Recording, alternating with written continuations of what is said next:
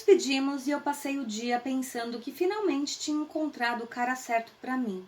Trocamos algumas mensagens, mas eu não queria parecer grudenta, como inclusive não sou. Mas minha vontade era de ter passado o resto da vida naquela cama com ele, ou no mínimo mandando 1 milhão de mensagens com juras de amor eterno. Ainda bem que me segurei. Neste dia, tive uma discussão péssima com o pai da minha filha sobre absurdos que ele insinuava sobre pensão, obrigações e deveres dele como pai.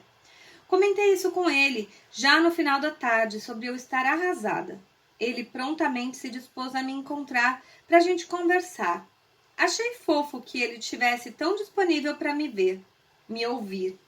Nesse dia, ele conheceu minha filha, que estava na sala enquanto eu estava no escritório arrumando minha mesa de maquiagem, conversando com ele.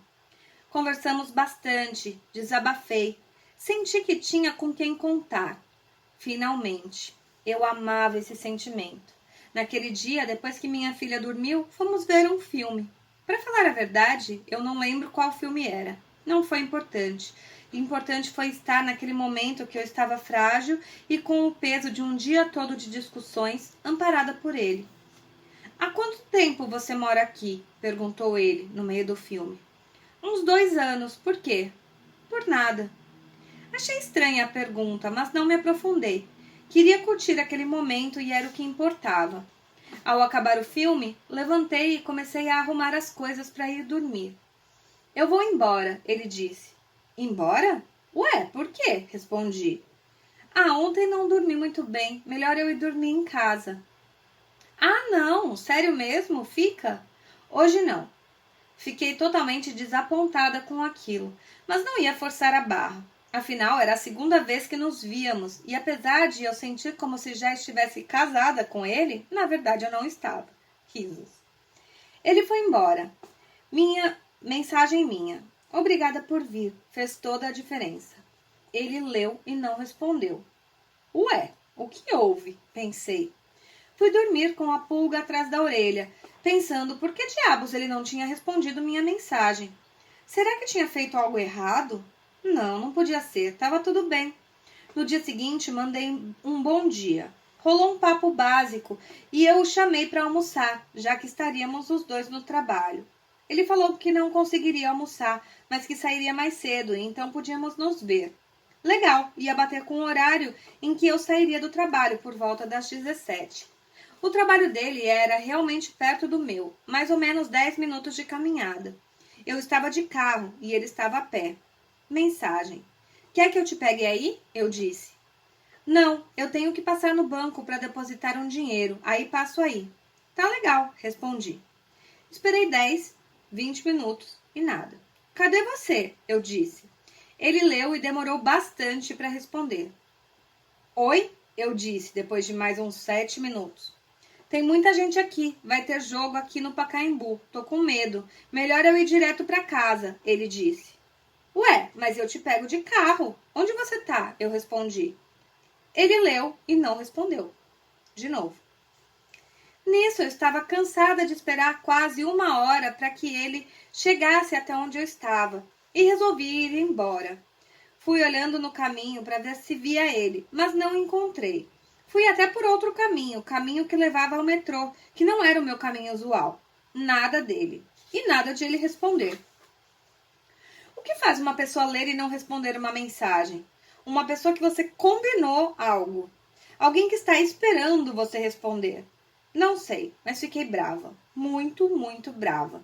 Resolvi não mandar mais mensagens e ir embora, chorando de raiva.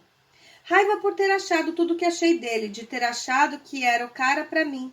E na primeira oportunidade o cara me dá um super perdido. Do nada. Se não queria encontrar comigo, inventasse algo. E não me fazer de idiota, me fazendo ficar esperando todo aquele tempo, não é?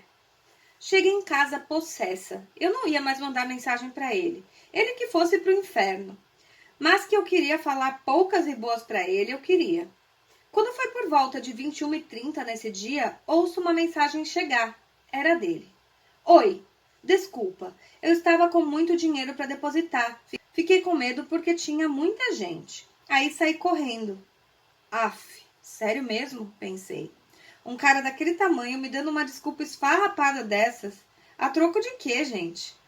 E me mandou mensagem por quê? Se queria que eu largasse do pé, tava mais do que feito já. Eu não teria mandado mensagem nunca mais. Li a mensagem e não respondi. Quis dar o troco do que ele andava fazendo comigo. Mas também não estava com vontade de responder e não entendi porque ele ainda estava me mandando mensagem se claramente tinha me dado um perdido. Depois de vários minutos, outra mensagem dele. Você tá bem? Se eu tô bem, só porque eu achei que encontrei o cara da minha vida e o cara era um idiota, você acha que eu estaria chorando, desestabilizada em posição fetal na cama? Claro que eu tava! Sim, respondi. Você tá brava? Ele disse. Aí eu respondi. Você não estaria? Paula, tenta entender. Era a pensão do meu filho. Eu não podia correr o risco que me roubassem. Você não tá sendo compreensiva. Achei que me entenderia, mas tô vendo que não. E eu respondi. Certo, Bernardo, mas eu te ofereci carona. Disse que te buscaria de carro. Te esperei me responder quase 1 hora. Fiquei sentada esperando você responder. Você acha normal? Olha, Paula, eu te falei a verdade, mas você não quer entender. Eu li, mas não respondi. Aquela noite fui dormir com raiva. Não ia mais falar com ele. No dia seguinte, no meio da manhã, ele manda um oi. Minha primeira reação é não responder. Mas comecei a pensar sobre todos os meus relacionamentos e percebi um padrão. Toda vez que o cara dá algum indício de que eu tô incomodando de alguma forma, se eu não tô sendo correspondida, eu simplesmente sumia. Parava, não mandava mais mensagem. Em parte por saber que só eu estava interessada, mas em parte também para ver o tamanho do interesse dele. Talvez se o interesse dele realmente existisse, ele tentaria falar comigo, me procuraria, o que geralmente não acontecia, e ficava por isso mesmo. Resolvi então fazer diferente. Dessa vez eu vou ser chata. Eu vou ficar em cima até o cara dizer com todas as letras: some daqui, não quero nada com você. E o Bernardo foi a minha cobaia. Fingi que nada tinha acontecido e respondi a mensagem dele. Perguntei se ele estava bem e agi como uma louca desmemoriada. A conversa não fluía tanto quanto antes, mas acontecia. Ia fazer um churrasco no final da semana e chamei ele para vir. Ele disse: tá bom. Durante a semana, trocamos mais algumas mensagens, mas nada sobre nos vermos ou algo assim. No sábado, esperei que, quem sabe, ele me chamasse para fazer alguma coisa. Não chamou. Ele postou uma foto num parque. Pensei, eu podia ter ido junto, mas não falei nada. Sábado à noite, eu perguntei, você vem amanhã? Pode ser, que horas? Eu já tinha falado o horário. Fiquei brava com a displicência. Fiz a egípcia e falei o horário de novo, fingindo normalidade.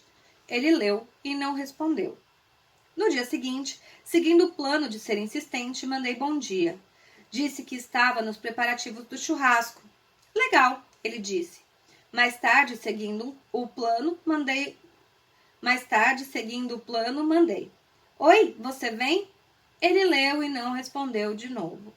O churrasco rolou o dia todo. Estava rodeada de amigos, como geralmente gostava de estar, mas a cabeça estava nele. Ele não falou comigo mais naquele dia. No dia seguinte, acordei disposta a não tentar mais. Essa minha tentativa de ser a louca perseguidora não era eu. Essa insistência toda me incomodava. Eu não era assim. E se ele realmente não estava a fim de mim como eu tinha ficado dele, então tá bom. Fazer o quê? Não era novidade, afinal. Resolvi que não mandaria mais mensagens para ele. No meio da tarde, ele me manda um oi. Eu não entendia por que ele ainda estava falando comigo. Não era nítido que ele não queria mais? Estava o quê? Sendo educado, talvez? Mas não era nada educado não responder mensagens. Como isso me tirava do sério? Me xinga, me bate, me bloqueia, mas não me deixa sem resposta. Respirei fundo, sem saber se respondia a mensagem ou não. Não marquei como lida e deixei para decidir mais tarde, como se eu tivesse conseguido tirar isso da cabeça por 1 minuto sequer. Tinha marcado com a Alice para ela ler cartas para mim. Não tinha mais falado com o Leandro desde então e já tinha até esquecido da existência dele, tamanho foi o interesse por Bernardo. Ela foi em casa à noite nesse dia. Perguntei sobre Bernardo para as cartas ciganas. As cartas disseram que tinha uma outra pessoa na vida dele, talvez uma ex. Talvez por isso o distanciamento. Ela me deu algumas dicas e conselhos que as cartas disseram, mas nada foi muito esclarecedor. Quando enfim ela me disse, você tem muita intuição, segue ela. Intuição? Eu? Sempre comparei minha mediunidade com a mediunidade de uma porta. Uma porta devia ser mais sensitiva do que eu. Fora que isso também não me interessava, já que aos 19 anos eu decidi passar de ateia para evangélica. E até então permanecia assim. Só que essa frase dela me tocou de alguma forma. Não era a primeira vez que eu ouvia isso. Na verdade, durante toda a vida, por várias vezes, ouvi me dizerem que eu tinha uma intuição muito forte. E não tinha, nunca tive. Será que eu estava deixando algo passar? Será que por acaso eu tinha algo assim, mas não estava vendo? Depois que Alice foi embora, me coloquei sentada em frente ao computador e fui pesquisar sobre intuição. Descobri que a responsável pela intuição era uma tal de glândula pineal que fica no meio da cabeça, se visto de frente na altura entre os olhos. O terceiro olho, pensei. Fiquei horas lendo sobre isso, achei uns livros para vender na internet e comprei. Lembrei que não tinha respondido a mensagem do Bernardo, coisa que tinha esquecido por um bom tempo enquanto pesquisava sobre isso. E aí lembrei que ele seria a pessoa certa para me falar sobre isso. Com certeza ele sabia algo sobre como desenvolver minha intuição. Oi, respondi. Tudo bem? Tudo, e você? Ele disse. Ah, Bernardo, ainda bem que não quero mais nada com você. Seria um inferno não ler interrogações nas suas perguntas até que a morte nos separasse. Eu tô bem. Você sabe algo sobre glândula pineal? Sei sim, ele disse. Ela é a responsável pela intuição. Bingo! Se nada fosse por acaso, então eu tinha conhecido ele só para saber mais sobre minha intuição. Então tinha valido de algo conhecê-lo. É sempre bom seguir a intuição, ele disse. Mas como? Como eu sei que eu tenho intuição? Você tem intuição, só tem que perceber isso. Como eu faço para perceber isso? Sabe o dia que estive aí? Por isso perguntei há quanto tempo você morava aí. Por quê? Porque eu não sou de ver nem de ouvir nada. E aí na sua casa eu vi e ouvi. Como é que é? Quando dormi aí, uma mulher tocou no meu braço. Eu dormi mal, lembra? Lembro. Então, no dia seguinte, enquanto víamos filme, ela ficava gritando no meu ouvido para eu ir embora. Espera um pouco. Tem um fantasma na minha casa gritando para ele ir embora? Há quanto tempo esse fantasma grita para os caras que eu gosto irem embora? Nesse momento, passou um flashback de todos os últimos caras da minha vida, desde que eu mudei para esse apartamento. Todos, sem exceção, se afastaram de mim depois de virem aqui. Meu Deus, isso explicava tudo. Alguma coisa estava afastando os caras de mim, e felizmente parecia que não era eu. Fiz uma análise rápida da minha vida e vi mais padrões aí. Isso também acontecia antes de eu morar aqui. O cara me adorava num dia e no outro desistia. Não tinha um padrão de quanto tempo depois, mas isso sempre acontecia. E sempre era de uma hora para outra. Aí lembrei do meu primeiro relacionamento sério, porque tinha dado certo com ele. Lembrei que ele não fazia meu tipo. Nosso único ponto em comum era a música, e eu amava isso nele. Só. Ok. Ele era extremamente inteligente. Eu aprendi muitas coisas com ele. Adorava aprender as coisas com ele. Mas foi um relacionamento em que eu me forcei a gostar, porque ele parecia gostar de mim. E eu, aos 25 anos, sem nunca ter namorado, achei que seria interessante, enfim, namorar alguém. Fiquei 1 ano e meio num relacionamento totalmente conturbado e abusivo. E quando finalmente me libertei, já amava loucamente a pessoa. Achei que fosse morrer com a separação. Aí, 1 mês depois, conheço o pai da minha filha. Mais um cara que não tinha nada a ver comigo. Fumava, e eu sempre odiei cigarro. Mas parecia gostar de mim. Dei essa chance pra mim, de ficar com alguém que gostasse de mim, mesmo eu não sentindo absolutamente nada por ele. Nem atração. Com o tempo, o amor foi nascendo, e até hoje eu acho ele muito gato. E vejo todas as coisas em comum que temos. Mas na época, não. Me forcei a ficar com ele pra tirar o outro da cabeça. 2 relacionamentos que deram certo eram relacionamentos em que eu não queria estar com a pessoa. Aí lembrei do terceiro namorado, mais recente, e também do Tinder. Mais uma vez eu não sentia nada. Por ciúme do ex que tinha acabado de mudar o status do Facebook para namorando, deixei ficar sério com esse. Um cara gente boa, mas totalmente explosivo e nervoso, o oposto de mim. Isso me deixava nervosa, me irritava, me tirava do sério. Não consegui ficar mais de um mês com ele. Então estava explicado. Os caras que não iam dar em nada, que eu ficava sem gostar, dava certo. Os que eu ficava apaixonada, não. Como uma punição, como se essa mulher que estava fazendo isso comigo tivesse prazer em me ver quebrar a cara. Que injusto, pensei. Também lembrei do meu psicólogo Santiago, que com certeza explicaria isso de outra forma, mas me abstive desse pensamento. Nossa, isso que você me falou é muito sério, respondi a mensagem. É só fazendo uma limpeza boa para tirar essas energias daí, ele disse. Deve ser, vou ver isso, concluí, maquinando 1001 coisas. Claro que, apavorada com a possibilidade de ficar solteira para sempre, no dia seguinte corri para a igreja e me propus a fazer uma corrente daquelas de desencapetamento por 7 dias. Peguei óleo, ungi a casa inteira, fiz oferta, orei, chorei, gritei. Aquilo não ia mais ter o poder de afastar ninguém de mim.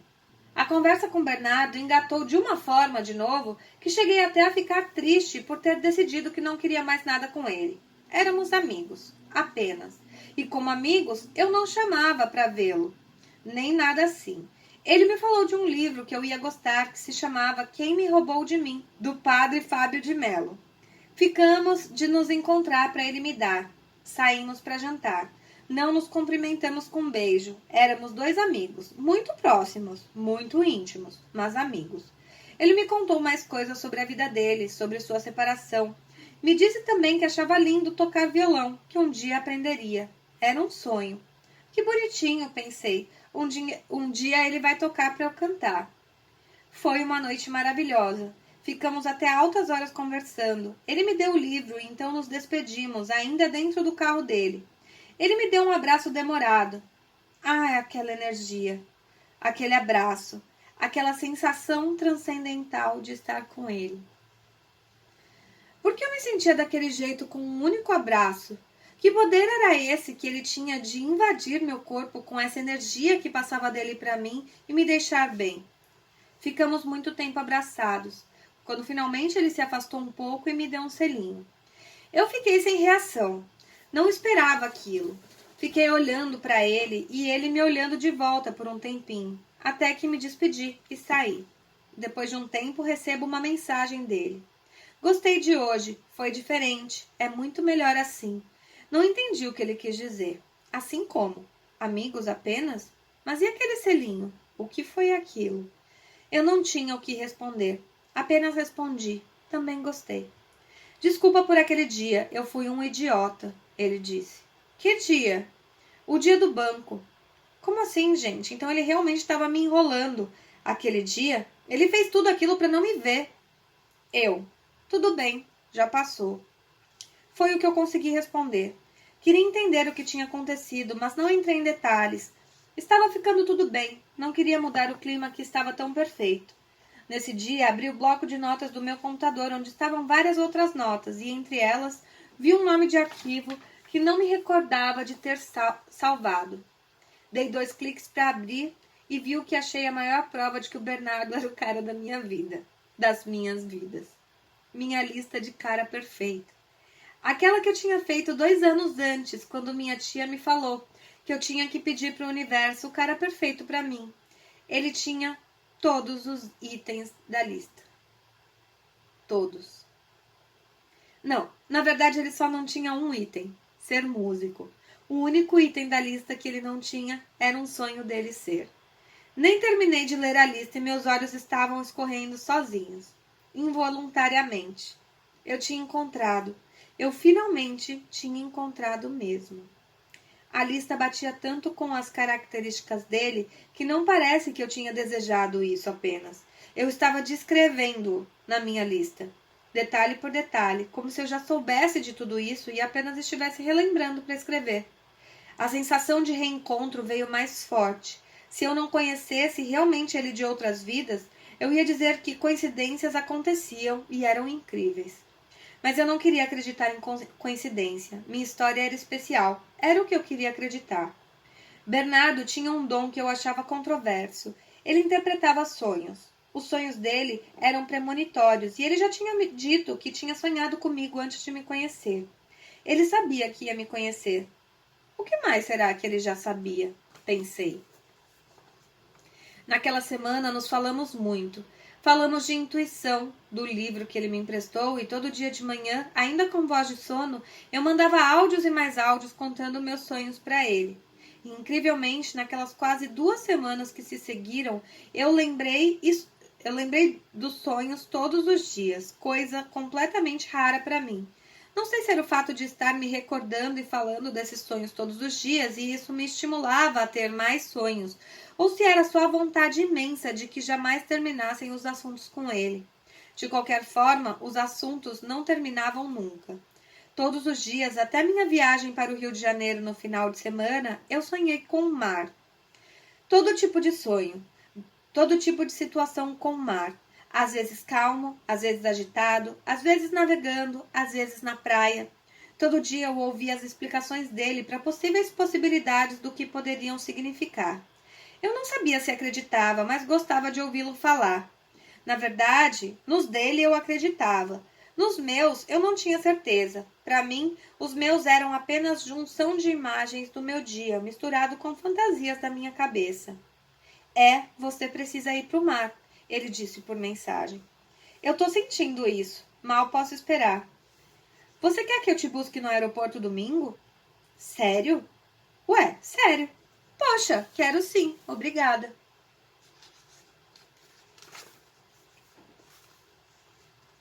Aquilo foi especial para mim. Eu geralmente sou a que faz coisas pelos outros. Dá coisas, ajuda em coisas, inventa 1001 formas de ajudar a realizar as vontades e necessidades deles. Uma coisa tão simples, mas que me deixou tocada e eufórica ao mesmo tempo. O que eu sentia por ele não estava dando mais para ser explicado. Ainda tinha essa necessidade de tê-lo por perto, mas de certa forma estava feliz como estava, tendo ele perto de mim, sem necessariamente ter um relacionamento amoroso com ele. Só isso me fazia um bem enorme. Na sexta, antes de viajar, foi o último dia da corrente na minha igreja, para minha libertação. Sempre tive muita fé, e dessa vez não tinha sido diferente. Coloquei minha alma nessa corrente e tive certeza que tudo estava resolvido. Fui para o Rio de Janeiro durante um tempo lá, nos falamos muito. Foi apenas um final de semana, mas eu estava ansiosíssima para colocar os pés na areia. Fui para a praia, sentei na areia e fiquei olhando o mar por vários minutos. Senti que aquele era o recomeço da minha vida. Tinha resolvido o problema que tinha na minha vida amorosa e estava pronta para recomeçar. Tem uma imagem aqui, ó, que é a imagem que tem no meu Instagram, é a areia, escrito recomeçar, recomeço. Não sabia o que ia acontecer comigo e Bernardo, mas tinha certeza de que o que fosse seria bom. Meu coração estava em paz. Lembro que um dos papos, nas primeiras vezes em que conversamos, e depois de ele sugerir sairmos com as crianças, uma das vezes ele estava com o filho dele e justificou não ter ido me ver por isso. Quando disse que tudo bem, ele podia levar o filho, ele disse que não era assim, que as crianças se apegavam e tal. Como se eu não soubesse, né? Mas ele era quem tinha sugerido isso, não eu. Lembro que isso foi mais um dos motivos que me deixaram chateada, mas que deixei passar. Tô contando isso agora porque assim que ele chegou ao aeroporto, eu entrei em seu carro e quem está no banco de trás? Sim, seu filho. Aquilo me deixou confusa. Se agora eu já podia conhecer o filho dele, ou significava que eu era realmente só uma amiga, ou ele tinha intenções sérias comigo. Conversamos um pouco no carro, contei da viagem e da companhia dele, e a companhia dele me preenchia, como sempre. Minha vontade de tocá-lo era constante. Eu sentia essa tal enxurrada de energia passando pela gente sempre que encostava nele. Chegamos em minha casa, enfim. Agradeci e ele foi tirar a mala do porta-malas. Ao nos despedirmos, demos um abraço. Estávamos atrás do carro. Eu no degrau da calçada e ele na rua, ficando um pouco mais abaixo que eu, ficando um pouco mais baixo que eu. Ficamos com a altura perfeita para um abraço confortável que durou muito, mas realmente muito. Eu o abraçava forte e ele retribuía esse abraço. Eu definitivamente estava completa. Aquela pessoa, seja como fosse ser nossa relação dali para frente, Só de existir já me completava. Enfim, me despedi com lágrimas nos olhos. Sim, meus olhos mareados não escondiam a emoção que eu estava sentindo ali. Ele me olhou sorrindo e nos despedimos. Trocamos mais algumas mensagens até o dia seguinte. Ele era doce, interessado e parecia estar vivendo o mesmo sentimento de insegurança e novidade que eu. No dia seguinte, sugeriu nos vermos. Disse que estava com saudade. Falou que passaria na minha casa. Quando ele chegou, mandei o porteiro dizer para ele esperar lá embaixo, que já ia descer. Eu já sabia que não tinha mais nada em minha casa, mas queria conversar com ele antes de subirmos. Quando eu saí do elevador, minha surpresa foi que ele estava bem na frente do elevador me esperando. Ao me ver, me puxou pela mão, rápido, e me deu um beijo. Nossa, eu não estava esperando por isso, definitivamente. Senti aquele beijo com o encaixe mais perfeito que já tinha sentido, de novo. Senti seu cheiro, toquei sua pele, segurei em seus cabelos, aquele cabelo liso e macio que eu tanto adorava. O que podia ser melhor do que aquele momento, pensei. O que me vinha na cabeça era poder ter esses momentos para sempre. Fomos para os bancos que ficam atrás do meu prédio e eu disse, eu quero te falar 3 coisas. Estávamos sentados um ao lado do outro, mas virados de frente. Ele não parava de me olhar nos olhos. Me dei uns segundos admirando aquele olhar em minha direção antes de começar a falar. Primeiro, eu me arrependo de ter te chamado para subir no primeiro dia. Eu tratei a gente como qualquer outra história que já tive, e nossa história está muito além de tudo isso. Eu queria que tudo tivesse ido mais devagar. Ele fez que não com a cabeça, sinalizando que não tinha dado importância para isso, mas não falou nada. Continuou me olhando. A segunda é que eu queria te dizer que o que estou sentindo agora é como se minha alma tivesse sido dividida em 2 partes, e quando eu estou perto de você, sinto como se ela tivesse voltado para mim. Sou inteira agora. Ele continuava me olhando, sorrindo, sem dizer nada. E a terceira é que eu fiz uma música para você. Sério? Sério, depois você vai ouvir inteira, mas numa parte é assim. Eu sei que isso não vem daqui, tinha que ser você, faltava te encontrar. Agora eu sei que quando é pra ser, será. Ele continuou quieto, me olhando com aquele sorriso. Não pensei nem por um momento que pudesse estar enchendo-o com informações que não eram para aquele momento. Eu realmente me senti em casa com ele, podendo ser eu mesma, sem joguinhos de conquista. Finalmente. Finalmente. Nos beijamos por vários minutos lá no banco, até que perguntei se ele queria subir. Ele fez que sim com a cabeça. Promete que se vir algo na minha casa você vai me falar? Claro! Isso se deu porque em algum momento cobrei ele de não ter me contado de cara o que viu. E ele falou que não podia simplesmente chegar falando, oi, vi um encosto na sua casa. Concordei, mas não queria que ele escondesse mais nada. Subimos, ficamos juntos e foi tudo perfeito como sempre era com ele. Algumas vezes interrompia o momento perguntando se ele estava ouvindo alguma coisa, se estava vendo alguma coisa. Já disse que não, esquece isso. Ele queria me convencer de que não tinha mais nada lá. E eu sabia que não. Minha fé sempre foi grande demais. E eu confiava no que eu sentia. Eu estava liberta. Entre um beijo e outro, ele parou e comentou uma coisa que já tinha comentado. Você tem cheiro de mar. Fiquei tentando lembrar qual maquiagem tinha usado para que ele sentisse esse cheiro. E não, naquele dia eu não estava com maquiagem. E já era a segunda vez que ele sentia cheiro de mar na minha casa. Aquela noite foi perfeita, o retorno das almas para onde elas pertenciam. Pelo menos era o que eu achava. Era dia de semana e ele trabalhava no dia seguinte. Eu já não estava mais indo para o estúdio com tanta frequência, então não teria que ir para lá. Ele não quis dormir em casa, mas ficou comigo até bem tarde. Conversamos, trocamos carícias e ele cogitou ficar, já que minha casa era bem mais perto de onde trabalhávamos do que a dele. Queria que ele estivesse cogitando ficar para sempre comigo ali. Assim como eu já vivia na minha cabeça. Ele foi embora. Não mandei mensagem, apesar da vontade. Ele me mandou mensagem no final da tarde perguntando se eu estava bem. Respondi que sim, e a conversa não foi muito longa. Senti ele se afastando aos poucos de novo. Logo depois de ter subido na minha casa outra vez. Será? Naquela semana tentei vê-lo outras vezes, sem sucesso. As mensagens sem resposta eram constantes. Na verdade, ele lia, mas respondia horas depois. Nunca entendi isso. E ali naquele momento tenso de achar que ele estava se afastando de novo pelo que teve na minha casa, o que significaria que não tinha saído, ou se tinha me precipitado em ser eu mesma esses últimos tempos e ter dito tudo o que estava sentindo. No final de semana, tentei de novo. Nada. Eu não aguentava mais fingir que estava tudo bem, porque não estava. Pelo menos para mim, não. Ler e responder uma mensagem na hora, para mim, e não responder uma mensagem na hora, para mim é descaso. Se está ocupado, então nem pega o celular, certo?